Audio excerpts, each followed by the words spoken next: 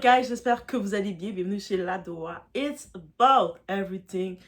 Actuellement, j'étais tombée sur un bout d'entrevue de notre sœur Cardi B. J'ai eu la larme aux yeux. J'ai été émue. Et vous le savez, c'est simple. Si Doa est émue, si Doa a une émotion, on a toute la même émotion, ou presque. Donc oui, en effet, on a vu qu'est-ce qui s'était passé un peu, le retour avec Stephen Diggs, son baby dad. Et vous savez, l'erreur, Cardi B, elle est une star, une rappeuse et tout ce qu'on veut.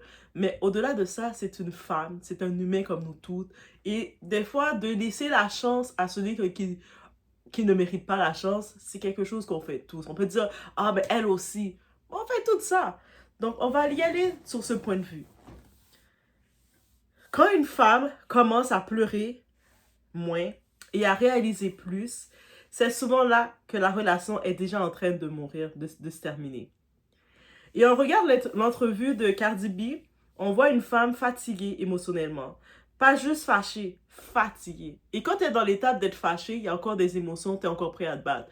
Mais quand tu es dans l'étape que tu te sens fatigué, tu te sens fatigué de la situation, tu te sens fatigué du partenaire, tu sens que tu n'as même plus d'énergie. Mais ça, c'est la fin. Parce qu'à un moment donné, l'amour sans respect devient une forme de souffrance. L'amour misère. Et oui, on a pu voir, on était un peu choqués, ou pas, quand elle a retenté de donner une chance à Stephen Diggs.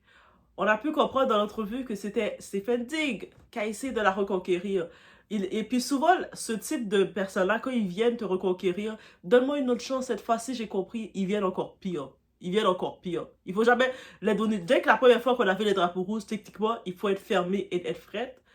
Mais des fois, c'est plus l'émotion quand il vient, c'est plus compliqué, surtout que ça fait pas longtemps qu'elle a accouché d'un enfant de lui. Bref, on va parler de tout ça. On y va, guys.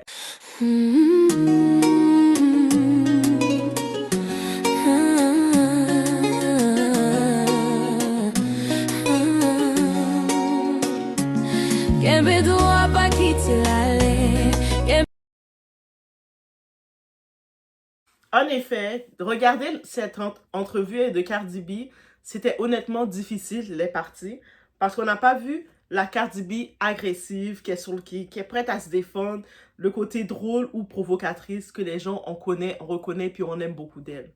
On a vu une femme blessée, une femme qui essaie encore de comprendre pourquoi quelqu'un qu'elle aime continue de la faire se sentir humiliée continuellement. Selon ce qu'elle raconte, elle aurait surpris plutôt Stephen Diggs en FaceTime avec une autre fille. Comme je vous ai dit, cet homme-là, il ne va pas changer. Cet homme-là, c'est un homme qui n'a pas de contrôle de lui-même. La pire des choses, c'est de se mettre avec un homme qui n'a pas de contrôle. On a de son premier mari, Offset, il n'avait pas de contrôle, que ce soit du côté avec les femmes, que ce soit du côté, il était addictif au jeu. Donc, et puis jusqu'à ce il doit de l'argent à tout le monde. Donc, un homme sans contrôle, c'est le pire partenaire. Il n'y a pas de chance à le donner. Il n'y a même pas à faire semblant de le donner une chance. Un homme qui n'a pas de contrôle, comment il peut te l'idée? Comment tu peux penser quoi que ce soit avec lui? Même s'il peut, au fond de lui, vouloir avoir une bonne intention, ça ne va pas fonctionner parce qu'il n'a pas de contrôle. C'est un cas décédé. C'est un cas, c'est terminé, enterré. Et le pire, ce n'est même pas juste l'histoire d'une autre femme. C'est le sentiment constant de manque de respect. Parce qu'elle explique qu'il revient, il appelle, il veut se réconcilier, il promet, il rapproche encore, il vient faire des rapprochements, il essaie de tenter. Ce genre d'hommes sont comme ça. Ils vont tenter parce qu'au fond d'eux, ils aimeraient que ça fonctionne, mais ils n'ont pas la possibilité que ça fonctionne. OK? Mais ils vont tenter. Puis, recommencent les mêmes comportements. Et ça, c'est ce qui détruit psychologiquement beaucoup de personnes dans certaines relations. Pas forcément le mensonge lui-même, mais le cycle, la répétition. Le fameux je te blesse, je reviens, je te rassure, tu espères et je recommence. Et quand quelqu'un est émotionnellement attaché, il finit parfois par donner des chances infinies en espérant retrouver la version de la personne qu'ils aiment ou qu'ils ont aimée. Mais à force, l'amour commence à ressembler à de l'épuisement émotionnel. Et ce qui est triste dans ce genre de dynamique, c'est qu'on voit souvent la victime commencer à douter d'elle-même, le doute. Parce que tu commences à te dire, peut-être c'est ta faute. Ah, mais même, peut-être c'est ma faute aussi. Peut-être, en effet, je le contrôle trop, je l'empêche trop d'être lui-même, et c'est pour ça. Tu commences à te remettre en question, et tu restes dans le cycle en te remettant en question, et ça finit plus. Il y en a beaucoup plus que vous le pensez, que ce soit des hommes ou femmes qui sont dans ce type de relation, qui donnent beaucoup plus de chances qu'ils devraient, et à force de donner, de donner, mais t'as plus rien. Ton récipient à toi est vide. Parce que quand tu donnes et tu ne reçois pas, il n'y a pas d'échange.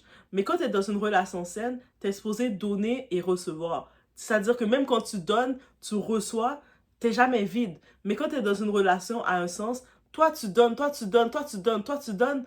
Et finalement, tu t'épuises.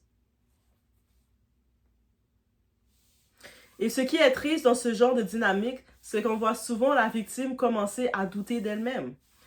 Peut-être que j'en demande trop aussi. Peut-être qu'il va finir par changer. Peut-être que cette fois sera différente. Ça va être différent. Alors qu'au fond, le problème n'est pas le manque d'amour. Le problème, c'est le manque de respect émotionnel. Parce qu'une personne qui t'aime réellement ne devrait pas constamment te laisser dans l'humiliation, la confusion ou la manipulation émotionnelle. Et honnêtement, beaucoup de femmes vont reconnaître cette douleur dans ce que Cardi raconte. Le fait de revenir encore et encore, non pas parce qu'on est faible, mais parce qu'on espère sincèrement que la personne finira par comprendre notre valeur. Tu sais, si je le montre comment aimer cette fois-ci, il va avoir du contrôle. Non, il va jamais l'avoir.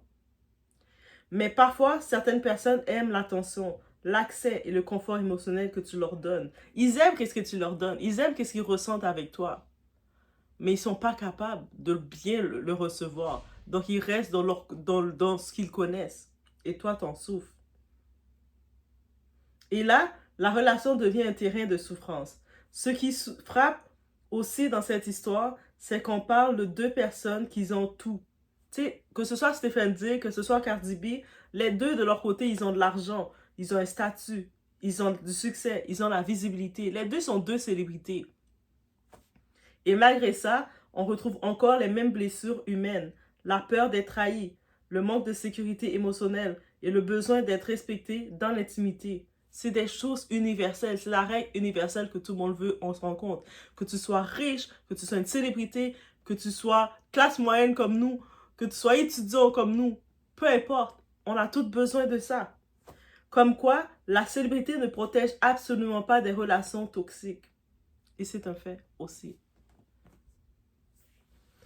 Et c'est là qu'il faut parler d'un point important dans tout ça. Beaucoup de personnes restent dans des relations douloureuses, non pas parce qu'elles aiment souffrir. Tu sais, des fois, on se met dans le mythe, ah, mais si elle reste, elle a le choix de partir, mais si elle reste parce qu'elle aime ça, il faut retirer cette vision de la personne qui reste dans la relation, mais parce qu'elles sont attachées à l'idée de ce que la relation pourrait devenir. Elles sont attachées au potentiel. Vous savez, vous êtes avec quelqu'un, la personne ne fait rien dans votre vie, mais vous raconte plein de promesses. Moi, je vais faire ça, moi, je vais faire ci. Et toi, tu embarques dans son rêve en te disant que, tu sais, il a tellement l'air d'avoir des convictions que peut-être que, des fois, il y a le rêveur activiste. Le rêveur, dans sa vie, il rêve, mais il fait de quoi pour réaliser son rêve. Mais il y a le rêveur qui reste juste rêveur. Il va te raconter, je vais faire ci, je vais faire ça, mais au temps présent, il n'y a rien, il y a la haisse. Et des fois, toi, plus tu restes avec lui dans sa haisse, en te disant qu'un jour, on aura une vie meilleure, ça, c'est un danger. Tomber amoureuse du potentiel, pas de la réalité. Faites pas ça. C'est l'erreur que beaucoup, ils devraient nous dire. Tu sais, quand on voit, il y a plein de coachs qui sont en ligne, mais ils devraient nous dire ça. Tomber amoureuse du potentiel, c'est la pire chose. Et quand la personne alterne entre affection et manque de respect, ça crée une dépendance émotionnelle extrêmement difficile à quitter. Donc, un moment, il traite bien, il agit comme le partenaire parfait. L'autre moment, il commence à aller sur FaceTime, à aller parler à d'autres gars, d'autres filles. Tu sais, hop, il revient. Hop, là, ton cerveau sait plus où aller. Ton cerveau, il est en train d'essayer d'analyser. Oh, je me sens bien là. Oh, mais je me sens plus bien. Oh, je me sens bien. Là, tu joues avec l'espace de ton cerveau et c'est ça qui crée la dépendance, que tu essaies de t'adapter à ce rythme-là parce que le cerveau humain on essaie de s'adapter, de créer, ok, on va aller rechercher quand on se sent bien. Ouh, ça, je me sens moins bien. On va rechercher comment on se sent bien. Et là, maintenant, ça va venir. Peut-être si je me comporte comme ça, quand je suis comme ça, il va... vous imaginez, ça crée le cycle. Parce qu'on reste accroché au bon moment en espérant qu'il revienne définitivement. Le cerveau, il accumule qu'est-ce qui lui fait du bien, qu'est-ce qui sécrète. Vous savez, notre cerveau sécrète différentes substances. Il y a on appelle ça la substance du bonheur, la récompense. Ça s'appelle la dopamine. Quand tu as un moment, t'es comme, t'as une nouvelle, t'as une énergie qui vient en toi, c'est ta dopamine, t'as ta substance du bonheur que ton cerveau sécrète. Ton cerveau sécrète différentes substances. Oh, on est en train de parler psychologie, là. Guys, ça se voit que j'ai eu 96 dans psychologie 1 et 94 dans psychologie 2. Ça se voit. Quand on parle de gossip de Cardi B et Stephen Digg, et là, je suis en train de vous parler psychologie. Ça se voit que j'ai bien maîtrisé la matière. On peut dire, Doa, oui, en effet, je pense que tu avais très bien maîtrisé la matière. Avec 94, on peut se dire, on peut se donner une petite tape ici. Bref. Mais un amour sain ne devrait pas constamment te laisser anxieux, humilié ou émotionnellement vidé. Tu sais, on est tellement habitué à associer le côté toxique, le challenge, que tout doit être difficile, qu'on oublie c'est quoi un amour sain. Mais quand tu es dans une vraie relation où ce que tu es supposé être bien, être épanoui, des deux côtés. Autant toi, comme humain, t'es bien. Moi, je parle d'une relation à deux personnes. L'autre personne doit aussi être bien. Donc, ça veut dire que ni toi, ni l'autre personne ne doit pas se sentir anxieux. Ni l'autre, vous ne devez pas se sentir humilié ou émotionnellement vidé. Quand tu te sens avec la personne, mais tu te sens vide. Ou quand la personne, tu as passé du temps avec la personne, au lieu de te sentir rempli, tu te sens vide. Tu passes des heures, tu dois te reprendre. C'est pas normal. Quand tu as ton bon partenaire, tu es exposé à... peu importe le temps que tu as passé, même si vous avez passé du temps pour aller vous promener, et vous promener seulement, et puis manger un cornet de crème glacée rose. Oui, c'est tellement beau les cornets de crème glacée rose. Dora aime ça. Donc, juste se promener, manger son petit cornet de crème glacée, t'es supposé te sentir bien, right? Mais quand tu vois que t'as fini, peu importe l'activité que t'as faite avec la personne, tu te sens épuisé. Même si la personne t'amène dans un restaurant fancy, 5 étoiles, où ça a coûté 800 $ le couvert, mais ça veut rien dire. T'sais, peu importe, quand tu es avec la bonne personne, peu importe l'activité que tu vas faire avec la personne, tu vas te sentir bien parce qu'il y aurait un échange d'énergie équitable. Et c'est pas la mauvaise énergie parce qu'il y a toujours un échange d'énergie entre des personnes. Soit tu vas recevoir une bonne énergie ou soit tu vas recevoir n'importe quoi. Beaucoup de personnes pensent qu'un ex qui revient est automatiquement un homme qui a changé. Faux! Faux! Et j'ajoute même des fois un ancien dragueur, là. Quelqu'un qui t'a dragué, ça fait longtemps, là. Et puis toi, pour une raison quelconque, tu l'avais pas remarqué. C'est pas pour rien que tu l'avais pas remarqué. C'était Ange Gardien qui t'avait fait ne pas le remarquer. Parce que quand il tente de revenir, très souvent à 95, à 80, on va dire à 99,9%, il vient avec le même esprit démoniaque. Le 0,1%, peut-être qu'il vient changer. Oh, pardon. Mais mathématiques, je le fais comme je peux, ok? Parfois, il revient parce qu'il se sent seul, parce qu'il a perdu le contrôle sur vous. Il n'a plus accès à vous, il essaie de reprendre l'accès à vous. Parce qu'il veut retrouver l'accès émotionnel que vous lui donniez. Il se rappelle que quand il était avec vous, vous le complimentiez. Avec vous, tu étais là pour le complimenter, le dire qu'il est bon. Quand il savait que quand tu lui donnais des compliments, tu l'encourageais dans ses projets. T'étais un bon encouragement. Quand il faisait avec les autres personnes qu'il a, le monde ne l'encourage pas comme vous le faisiez. Toi, tu étais en mode, let's go! Il se sentait superstar avec vous. Vous le donnez la force, vous le donnez la vision. Il recherche ça parce qu'il a pas trouvé ailleurs. Parce qu'il sait qu'il y a des probabilités que vous l'aimez encore. Mais revenir ne veut pas dire être prêt pour une vraie relation. Ça, il faut le comprendre. Comment maintenant détecter une relation toxique? On en est là. Comment détecter? Merci Cardi B de nous avoir amené à ce point de ce sujet. Faut dire dans les commentaires merci à Cardi B. Ok? C'est grâce au gossip de Cardi B dans son entrevue qui parle de comment elle se sent vidée ou toute la relation avec Stephen Digg qui nous amène ce sujet. Donc, j'espère dans les commentaires, nous n'allons pas être ingrats. Il ne faut pas être ingrat dans la vie. On va dire merci Cardi B. Doa, elle vient avec une vidéo du côté émotionnel, avec des conseils émotionnels pour vous. Merci Cardi B. On le dit, je veux dans les commentaires, je veux lire, mais merci Cardi B. Honnêtement. Parce que sinon, Cardi B, elle va plus nous trouver des sujets comme ça, là. Le premier point, le cycle, je te blesse, puis je reviens. Une personne toxique ne disparaît pas toujours définitivement. Elle peut vous manquer de respect, revenir avec des excuses, revenir parfaite quelques jours, puis recommencer. C'est ce qui crée l'attachement émotionnel. Tu sais que, ou sinon le ghosting. Tu es avec la personne pendant plusieurs jours, plusieurs heures, tu l'entends plus, elle disparaît. Ça te laisse, ton cerveau te laisse dans le mode qu'est-ce qui se passe, et la personne revient apparaître. Ah, je m'excuse, ou blablabla, comme si de rien n'était. Sur le coup, elle va revenir, elle va faire semblant que tout est correct, et plus, elle va repartir. Et là, ça crée encore des moments que ton, ton cerveau essaie de comprendre qu'est-ce qui se passe, qu'est-ce qui se passe. Et là, tu vas rester plus longtemps à essayer de comprendre et c'est pas bon pour toi. Dès que tu vois que la personne a cette facilité, je te blesse, puis je reviens dans son cycle, elle veut créer ce cycle-là avec vous, tu laisses, tu laisses, tu laisses, tu laisses. C'est beau, t'as compris, tu laisses. Le deuxième point, vous vivez plus d'anxiété que de paix. Quand vous commencez à surveiller son comportement, avoir peur d'être trompé, attendre constamment des réponses, suranalyser tout, ce n'est plus une relation saine. L'amour ne devrait pas constamment vous mettre dans un état de stress émotionnel. T'es là, tu vois la personne à son téléphone en main, tu te dis à qui qu'il texte parce que tu sais c'est quelqu'un qui n'a pas de contrôle de vie.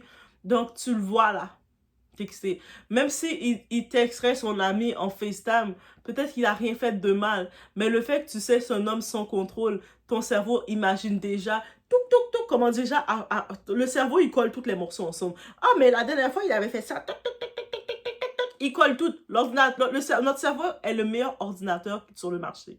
Donc, il va tout aller chercher tous les morceaux, les émotions, il va toutes les amener, et puis là, ça fait un film dans ta tête. C'est le film que ton cerveau te présente, de toutes les accumulations, avec tous les ressentis qu'il a. Eh oui, notre cerveau est mieux que l'IA. Est-ce que je vous l'annonce? Donc ça, c'est un signe. Avec lui, t'es pas en paix. Même si, habituellement, tu dois être avec ton partenaire en paix. Même si ton partenaire a son téléphone, il est en train d'envoyer un texte, t'es pas supposé te sentir stressé. Même si ton partenaire, il dit, OK, ce soir, c'est la fête de Jaijo, moi et mes boys, on va aller, moi et mes bros, on va aller dans tel resto-bar ou on va aller dans tel pub, fêter Jaijo. C'est comme ses amis d'enfance, ses amis. Il a le droit d'avoir des amis. Avant toi, il avait des amis. Pourquoi il n'aurait pas d'amis? Et puis, il sort, tu vois qu'il met son beau parfum, il sort. Et toi, tu commences à faire, là, il y aurait des filles, là, il y aurait ça, bien, tu commences à overthinking. T'es pas en paix. Ça veut dire que tu commences déjà à l'appeler à chaque 1 heure pour être sûr qu'il t'a pas oublié. C'est pas la paix, ça. On veut pas ça. Tu veux que tu sois avec ton partenaire, même si tu le vois au moment qu'il va faire une journée avec ses frères, ses frères, même s'il va être avec ses amis, même s'il va faire une journée, peu importe, que tu vas pas être stressé, tu vas pas être en panique. Vous comprenez? Voilà. Le troisième point. Vos limites ne sont jamais respectées. Vous expliquez ce qui vous blesse, mais la personne recommence encore. À un moment donné, ce n'est plus je ne savais pas, c'est je sais je sais que ça te fait mal, mais je le fais quand même. Et ça, c'est ça les politesses, c'est ça le manque de respect. C'est-à-dire que toi, vous savez, tu es avec ton partenaire, vous vous confiez. Il est un petit peu conscient de tes traumas quand il voit tes réactions. Il sait un petit peu c'est quoi tes petites zones de faiblesse. Il le sait. À force d'être avec toi, c'est pas juste l'intimité charnelle, il y a l'intimité du cœur qui se vide un peu plus. Il prévoit tes réactions, il va savoir, elle, je sais que ça, c'est un petit peu ça, c'est sa zone grise. Je peux pas faire une journée, même plus lui envoyer un message, lui faire un coucou. Je sais que c'est sa zone grise, je vais faire semblant. Je vais faire semblant, il faut pas faire semblant non plus. Mais bref, vous comprenez. Et lui, il le fait exprès. Il fait exprès de vous provoquer. De vous provoquer. C'est la provocation même. Donc, en tant que tel, qu'il est en train de te dire, je sais que ça te fait du mal. Je sais que ça te provoque, mais je vais briser ton ego. Je vais te briser, comme le Zach McQuessa, il s'amuse à dire. Mais c'est ça que ces hommes-là veulent faire, te briser. Utiliser quelque chose qui est ta faiblesse pour te faire du mal. Mais ça, c'est pas de l'amour. Comment tu peux utiliser ma faiblesse pour me faire du mal et le mettre comme si, mais c'est rien, deal avec ça. Je vais pas dealer avec ça, frère. Pas pour toi, là. Il revient surtout quand vous commencez à partir. T'sais, quand tu as déjà pris en compte, OK, c'est la fin, c'est beau, j'accepte. C'est là qu'il veut revenir. Très important. Certaines personnes ne changent pas parce qu'elles vous aiment profondément. Elles changent temporairement parce qu'elles sentent elles perdent l'accès à vous. Dès qu'elles vous sentent distantes, elles reviennent, elles promettent, elles donnent juste assez d'efforts pour vous garder, puis retombent dans leur habitude. Donc lui, c'est juste rapidement comme ça serait le cas de Stéphane. Quand il a senti qu'il perdait l'accès à Cardi, elle calculait plus. C'est là qu'il essayait de revenir, de laisser savoir, je suis là, hein. Je suis là, bébé, hein. Baba, je suis là, hein. Tu m'as pas oublié, hein. C'est moi le père de ton dernier enfant, hein. Ton baby daddy. Baby daddy. Et puis si l'enfant ressemble, c'est encore pire. Bref, vous avez compris. Le 5e point, vous êtes amoureuse du potentiel, pas de la réalité. Beaucoup de femmes restent attachées à l'homme qu'il pourrait devenir. Mais il faut regarder qui il est maintenant. C'est quoi qu'il peut faire dans ta vie maintenant? Et souvent, on va se rendre compte, on perd plus de temps avec quelqu'un qui peut rien faire dans ta vie maintenant. Pourquoi tu vas mettre ton présent, il fait rien dans ton présent, il t'apporte rien dans ton présent, mais tu vas géopardiser, tu vas bloquer ton futur pour lui. Alors que dans ton présent, qui est le moment présent, il te sert à rien.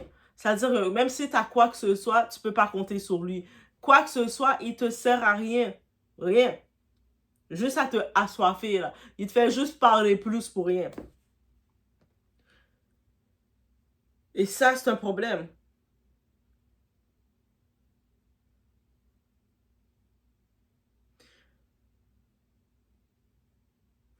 Il faut regarder ce qu'il est maintenant, comment il vous traite maintenant, ce qu'il répète maintenant. Le potentiel ne construit pas une relation saine. Les comportements, oui. C'est comment il agit maintenant. Est-ce que maintenant je peux compter sur toi? Si maintenant je peux pas compter sur toi, si maintenant tu ne sers à rien, si maintenant j'ai un problème, c'est pas toi que je peux appeler pour dire que j'ai un problème. Comment je peux imaginer que demain tu vas m'aider? C'est ça. Et maintenant, comment mettre fin à une relation toxique? Déjà, il faut arrêter de croire aux mots sans action. Les excuses sans changement concret, ce sont juste des pauses en deux blessures. Ne regardez plus seulement ce qu'il dit, regardez la répétition de ses comportements. Il faut aussi couper les accès émotionnels. Une personne toxique garde souvent le contrôle grâce à les appels tardifs. Elle essaie de t'appeler le soir. Yo, tu bloques ça. Mets ton téléphone sous silence. Les messages émotionnels. Mets-toi en lui et puis bloque. Il n'y a pas de message. Oh bébé, tu me manques, tout ça. Les retours soudains qui apparaissent. Je passais par là, j'ai pensé à toi. Les tu me manques. Qu'est-ce qui te manque vraiment? La guérison commence souvent quand l'accès émotionnel diminue. Plus tu t'éloignes, plus tu protèges ton corps et c'est là que tu guéris. Aussi simple que ça. Reconnectez-vous à votre valeur. Une relation toxique finit souvent par détruire l'estime de soi. Vous commencez à accepter des choses que vous n'aurez jamais tolérées avant.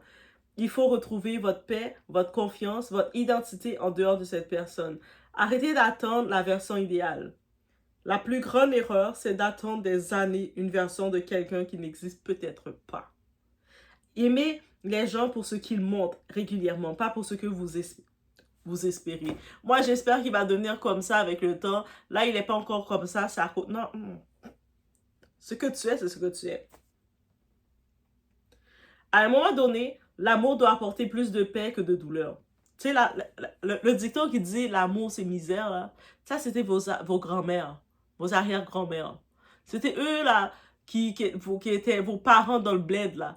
C'est eux qui vivaient l'amour, c'est misère. Elles se mariaient déjà dans la misère parce qu'elles étaient confrontées dans le mariage avec un homme souvent qu'elles n'aimaient pas. Donc, quand tu te maries déjà avec quelqu'un que tu n'aimes pas parce que tu es confronté à te marier, c'est sûr que tu es déjà dans la misère émotionnelle. Donc là maintenant, en plus de ça, avec les standards, les règles de la société qu'on dit, la femme doit faire ci, doit faire ça, oh oui, tu le fais. C'est-à-dire que déjà quand tu vois un homme te dire, ouais, les femmes d'avant, elles étaient mieux, elles étaient plus soumises. Elles n'étaient pas plus soumises, elles étaient juste confrontées, conformées à devoir vivre avec quelqu'un qu'elles n'aimaient pas. OK? C'est ça la différence. Parce que quand quelqu'un continue de franchir les mêmes limites après plusieurs chances, ce n'est plus de l'erreur, ça devient un choix. Et parfois, le vrai acte d'amour envers soi-même, c'est d'arrêter d'attendre qu'une personne change pour enfin choisir sa propre paix. On rappelle, ce n'est pas parce qu'une personne tente de revenir dans votre vie qu'elle est sérieuse ou prête à construire quelque chose de réel. Parfois, elle revient simplement parce qu'elle sait que vous avez encore le cœur ouvert. Et beaucoup de personnes confondent retour émotionnel et véritable changement. Mais un vrai changement, ça ne se voit pas dans les promesses, il se voit dans la constance, le respect et la paix que la personne apporte à votre vie. Et des fois, quelqu'un là, tu dis, ah ben moi je vais t'apporter la paix, mais dans le présent, quelle paix que tu m'apportes? Dans ma réalité maintenant, tu me donnes aucune contribution, rien du tout. Donc ça veut dire, si dans mon maintenant, c'est juste des mots que j'entends de toi, c'est correct. On va jouer avec les mots, mais je vais jamais prendre ma vie, le mettre entre tes mains pour mon demain. Si dans mon présent, tu m'apportes pas, ça veut dire que si tu es le vent dans mon présent, c'est ça que c'est. Et il faut commencer à être ferme sur ça. C'est pas les belles promesses à le petit voyou de nulle part qui dit « Moi, je vais faire ci. » Mais quand c'est le moment qu'il peut agir, il y a toujours des excuses. Il est déjà en train de te montrer comment il est. Que lui, il va toujours te trouver des excuses. Il va vivre avec des excuses et le fait qu'il se dit que tu acceptes les excuses, mais tu vas toujours accepter les excuses. Oh oui, oui, nous allons jaser. On va donner des blagues, mon frère. On va donner des blagues, mon frère. Mais jamais, si dans mon présent, tu penses, tu es dans mon présent, tu n'apportes que des paroles avec des excuses et des mots comme ça, dans le vent comme ça, tu penses que moi, je vais te considérer pour mon futur. Il faut être ferme comme ça. Il ne faut pas vivre avec le potentiel, se dire que oui, peut-être que, ah, mais tu sais, il faut prendre ces mots à la blague. Aussi simple que ça. C'est une belle jazette qu'on a ensemble. Mais cette jazette, ça ne va jamais être hypothéqué pour le futur. Parce que dans mon présent, tu ne sers à rien. Moi, j'en ai vu, comme je pense, j'avais comme un partenaire, lui, il était un homme d'action. Donc, ça veut dire d'action, même si on était à distance, il était à New York. Non, il était en Floride. Moi, j'étais au Canada, au Québec. Floride, Québec. On est à distance. En plus, notre mode de vie, qu'il travaille un peu plus sur la route. Donc, on n'a pas le même horaire. Mais il faisait des actions pour montrer présent. Et non pas, il disait, tu vas voir, hein, tu vas voir. Non, je vais voir quoi. Donc, dans le présent, tu pouvais compter sur lui. Et ça fait la différence. Que quand tu vois un bouffon qui te parle de mots, là, de mots, et là, tu penses que lui pense que tu vas le considérer pour quoi que ce soit. Toi, t'es comme, t'es juste un bouffon dans ma vie. T'es mon divertissement, frère. Et puis, il faut être ferme dans ça.